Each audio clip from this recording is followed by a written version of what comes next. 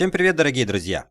Полгода назад я удалил зуб мудрости, но просто так его выкидывать мне было жалко. Поэтому я решил провести эксперимент и проверить, что делает Coca-Cola с зубом при длительном контакте.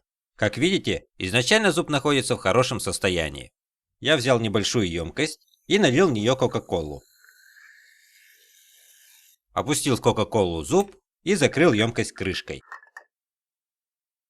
Через сутки я достал зуб и промыл его в чистой воде. Зуб немного потемнел, но не растворился, так что Coca-Cola не растворяет зубы. На этом снимке хорошо видно, какие изменения произошли с зубом за сутки. Он потемнел из-за темного красителя, который содержится в Coca-Colе.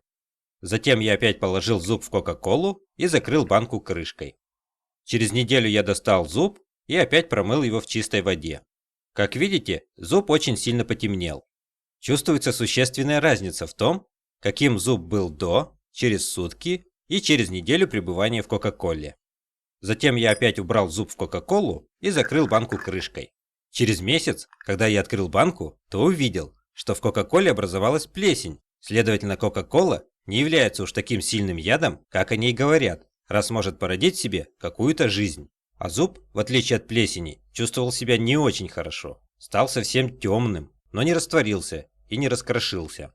Теперь можно сравнить, каким зуб был до, через сутки, через неделю и через месяц пребывания в Coca-Colе. Через полгода проведения эксперимента колония плесени довольно-таки сильно разрослась. Как оказалось, плесень очень любит Coca-Colу и хорошо в ней себя чувствует. Я аккуратно извлек плесень из Coca-Colы. Как видите, она представляет из себя некое подобие слизи. Но вернемся к цели эксперимента и посмотрим, что стало с зубом.